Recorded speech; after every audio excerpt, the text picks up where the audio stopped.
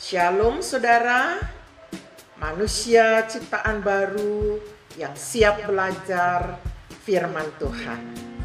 Ini adalah sesi 1 dari pelajaran pemuridan level 1. Judulnya Kehidupan Baru di dalam Kristus. Jadi ketika saudara sudah menerima Kristus, mengundang Kristus masuk ke dalam hidupmu, engkau adalah manusia ciptaan baru. Atau istilah lainnya, saudara memiliki kehidupan baru di dalam Kristus. Nah, mari kita berdoa sebelum lanjut. Tuhan Sang Empunya Firman. Sebagai manusia ciptaan baru, kami punya makanan adalah firman.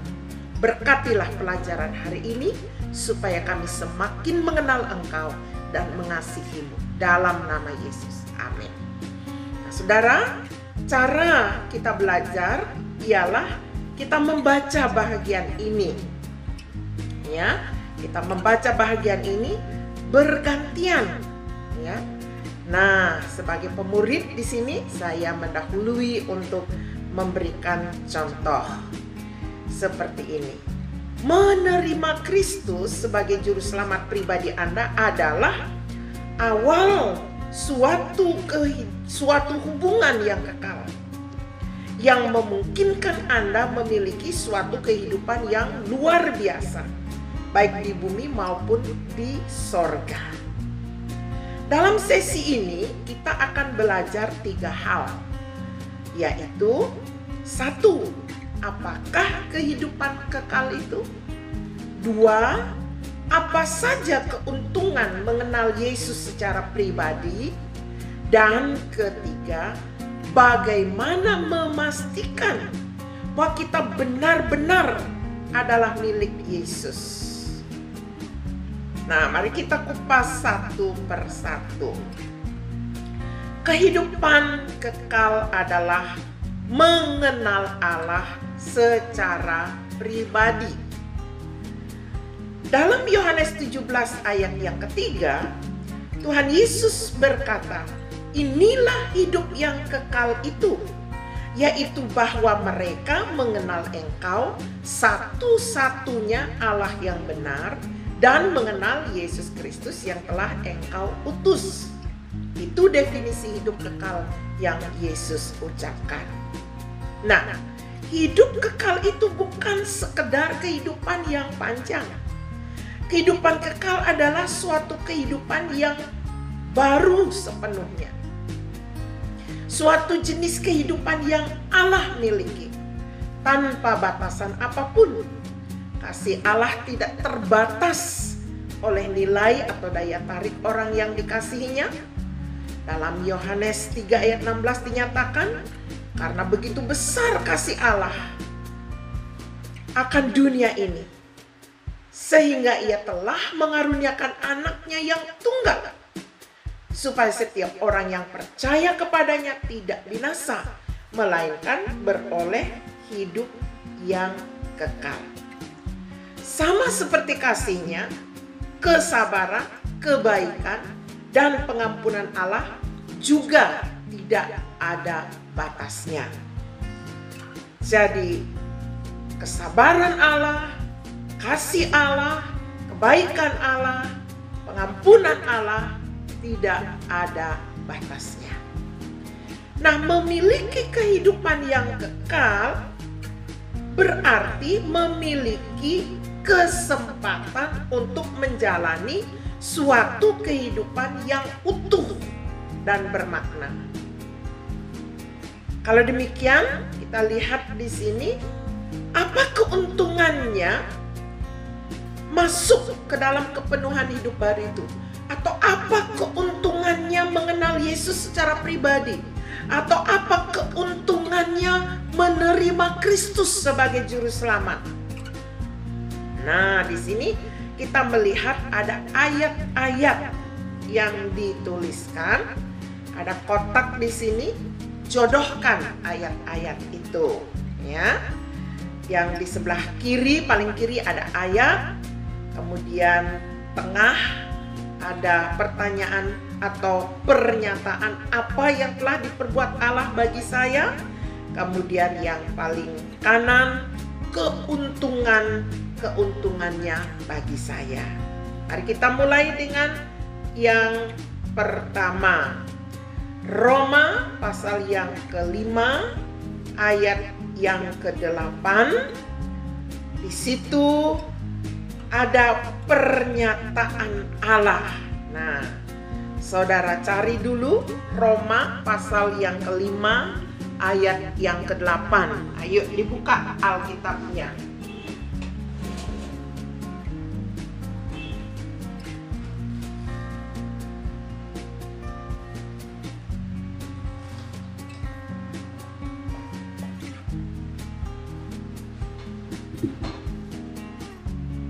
Oke, cari Roma pasal yang ke-5 ayat yang ke-8.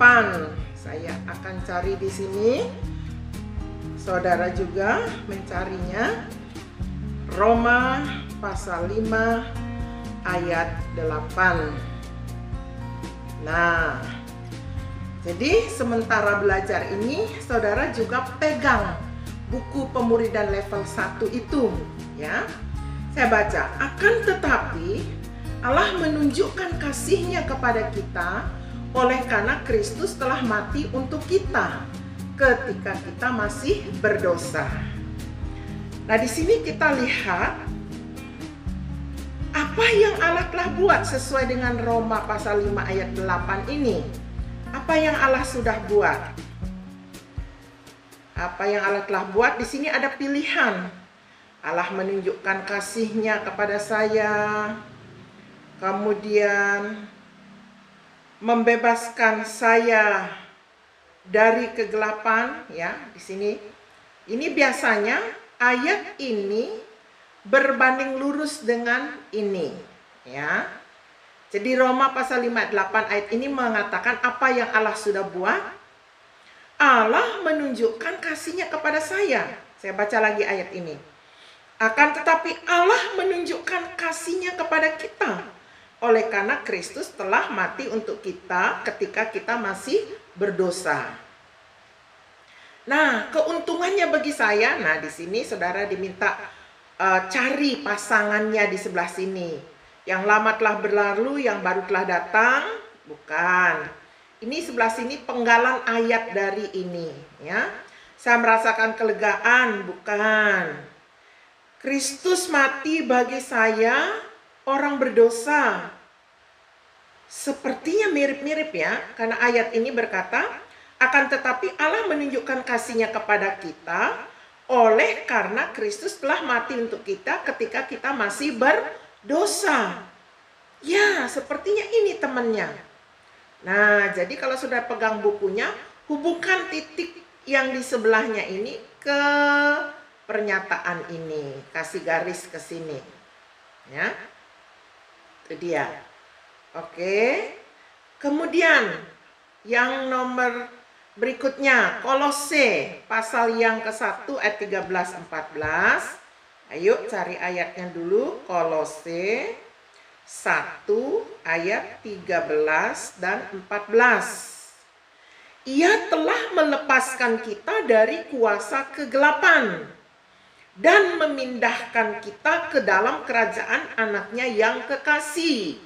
Di dalam Dia kita memiliki penebusan kita, yaitu pengampunan dosa.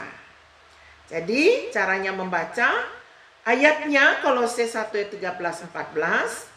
Apa yang Allah perbuat bagi saya? Di sini sudah dituliskan, Allah membebaskan saya dari kerajaan kegelapan. Keuntungannya apa ya kalau dibebaskan dari kerajaan kegelapan? Cari pasangannya di sini. Yang lama telah berlalu? Oh, bukan.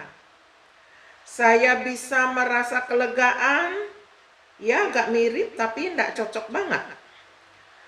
Kristus mati bagi saya, nah tadi itu sudah temannya yang di atas. Saya tidak akan binasa, bisa juga tapi nggak pas. Saya dibawa masuk ke dalam kerajaan anaknya. kayaknya ini mirip. Karena di sini dikatakan memindahkan kita ke dalam kerajaan anaknya yang kekasih. Oh ya, ini temannya. Jadi keuntungan ini adalah penggalan dari ayat yang di sini. Oke, kita hubungkan di sini. Ambil titik garis ini, hubungkan. Saya dibawa masuk ke dalam kerajaan anaknya. Oke. Sekarang maju lagi ke 2 Korintus 5 ayat 17, ya. Buka Alkitabnya. 2 Korintus 5 ayat 17. Ayo kita baca. Jadi, siapa yang ada di dalam Kristus, ia adalah ciptaan baru. Yang lama sudah berlalu, sesungguhnya yang baru sudah datang. Nah, ini firman Tuhan katakan bahwa kalau kita di dalam Kristus, kita ciptaan baru. Ini keuntungannya. Nah, saya adalah ciptaan baru. Maaf, ini apa yang Allah perbuat? Yaitu saya adalah ciptaan baru. Allah yang menciptakan kita baru. Keuntungannya apa bagi kita? Lihat lagi dari atas. Yang lama telah berlalu dan yang baru telah datang. Kayaknya ini ya. Karena ayat ini kalau kita baca. Jadi siapa yang ada di dalam Kristus, ia adalah ciptaan baru. Yang lama sudah berlalu, sesungguhnya yang baru sudah datang. Oh ya benar, ini dia. Kita hubungkan ke yang sini. Oke. Sekarang Wahyu 3:20. Kita buka dulu ayatnya. Wahyu pasal 3 ayat 20.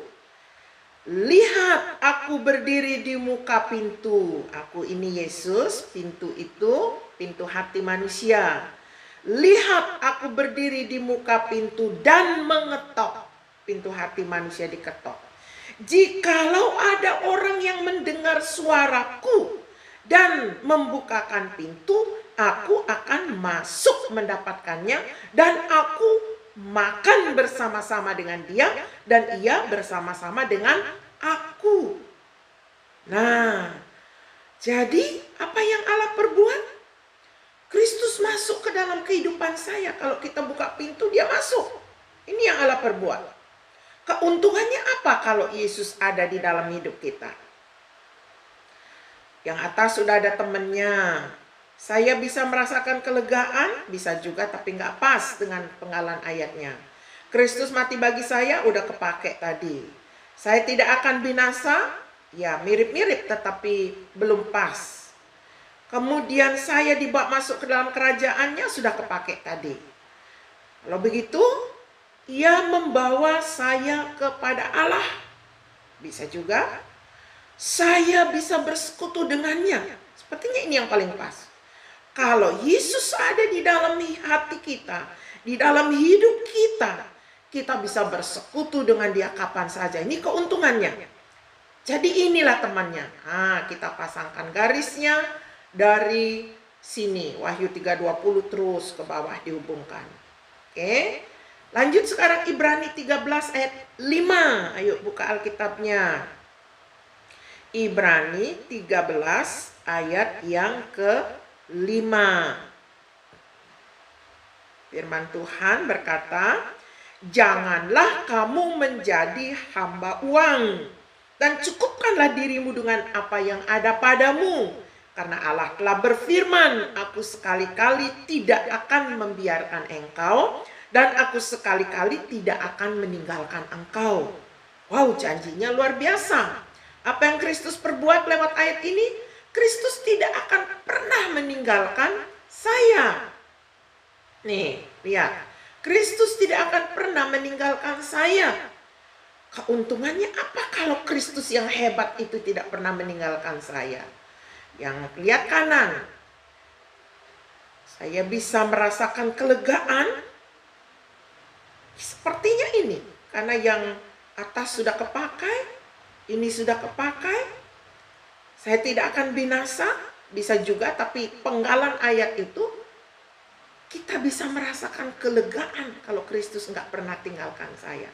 Karena dia katakan, aku sekali-kali tidak akan membiarkan